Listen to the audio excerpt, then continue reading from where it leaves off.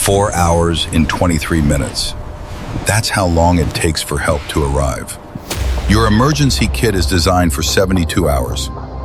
Nobody talks about what happens in between. In 2005, Hurricane Katrina hit New Orleans. FEMA's official response time, 96 hours. 96 hours. What would you actually do? The people who survived that window, without rescue, without power, without clean water, were not the people with the biggest stockpiles. They were the people who had made 3 specific decisions before the storm arrived. The U.S. Army Ranger Handbook calls this the 72-hour survival window. Every soldier is trained for it. Almost no civilian knows what it actually contains. What those 3 decisions are, and why the emergency preparedness industry has been selling you the wrong priorities, is what this video is about. Walk into any prepper store, browse any emergency preparedness website. You will find the same list: water, food, flashlight, radio, first aid kit, maybe a generator, maybe a bug-out bag. This list is not wrong, but it is built on an assumption that almost never holds in real disasters: that you will be stationary, that you will know when to leave, that the threat is predictable.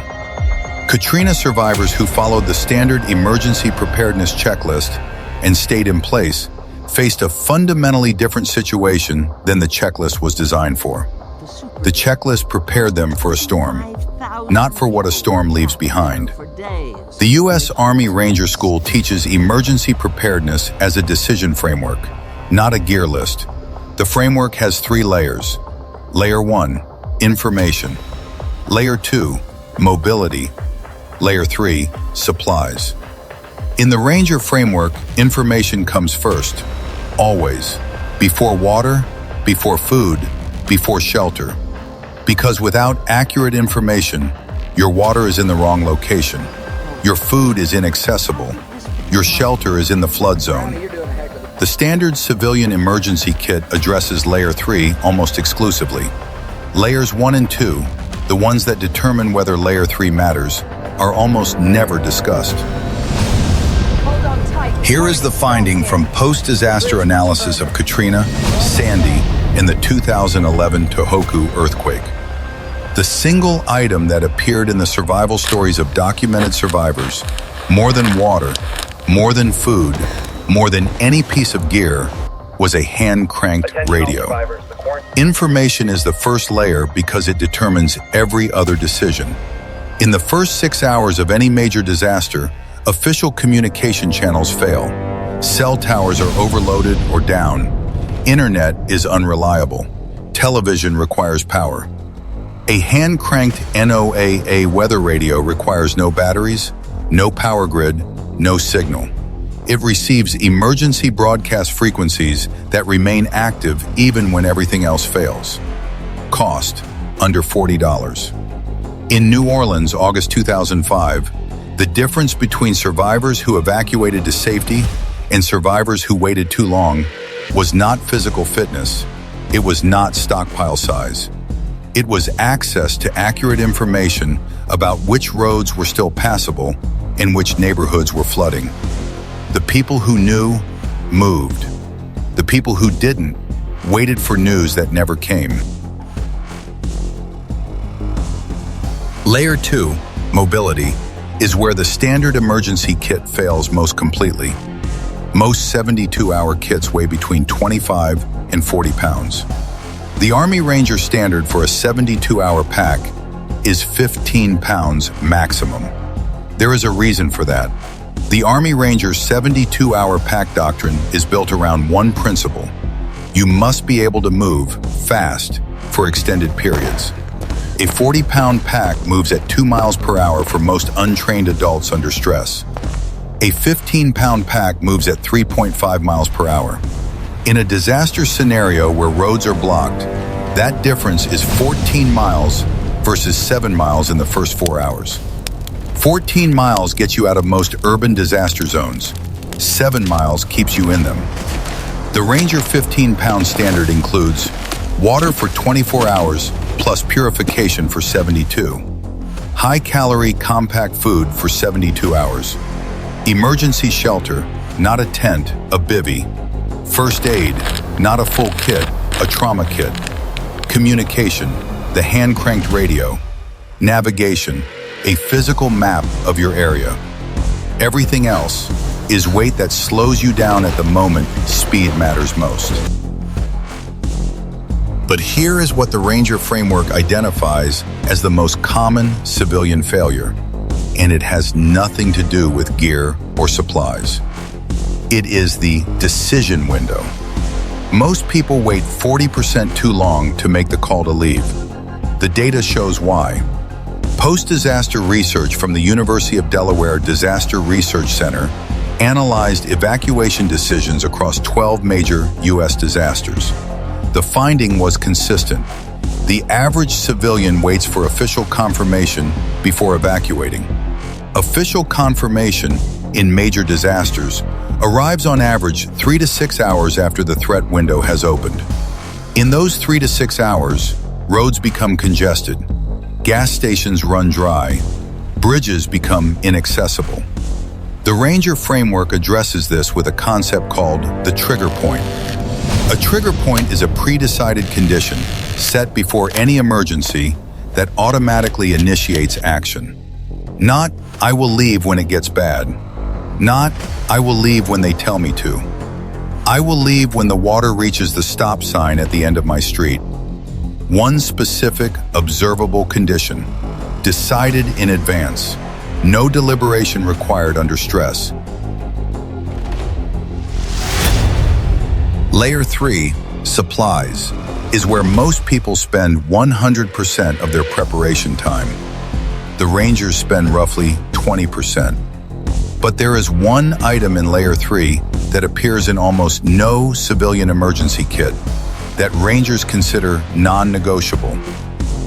One hand-cranked NOAA radio. One physical map of your county, printed, laminated. One written contact list, not stored on your phone. Layer 2, mobility. Decide now.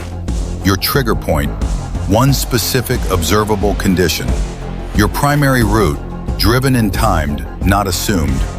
Your secondary route, in case primary is blocked.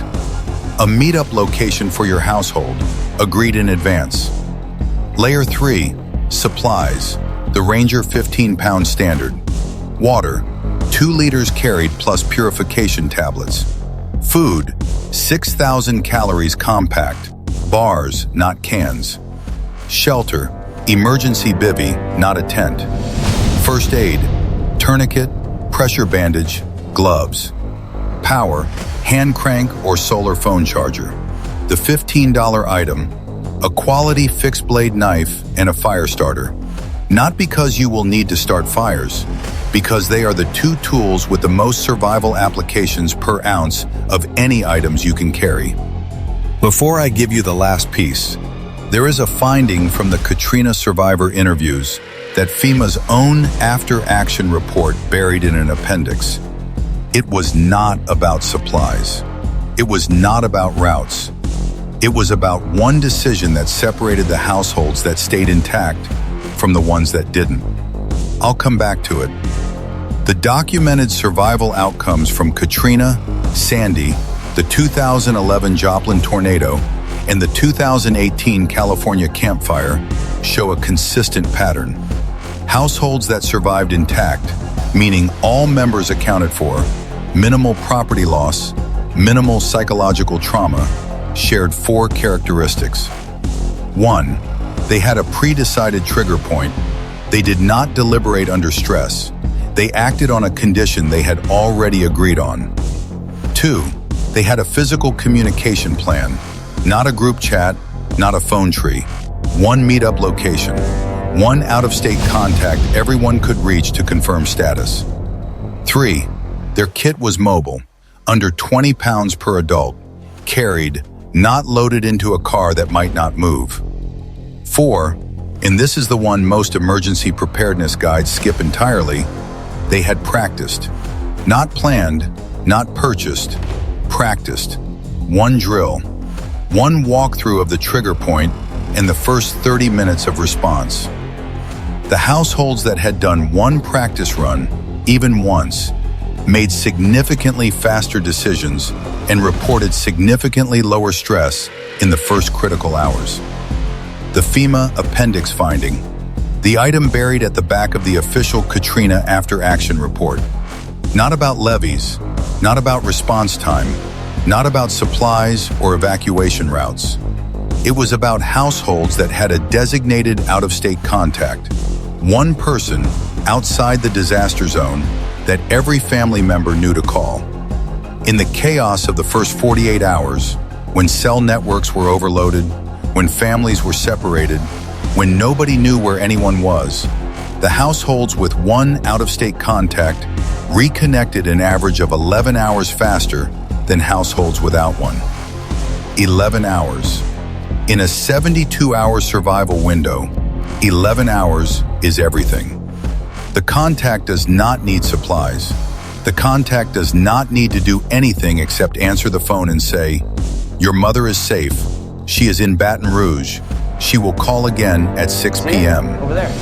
That is the emergency preparedness the industry does not sell you, because it costs nothing. It requires no gear. It requires one conversation before anything happens. The 3-layer framework, the trigger point, the mobile kit, the one practice run, the out-of-state contact. None of it is complicated. None of it is expensive. The question is whether you do it before you need it or after. What's your trigger point? Drop it below.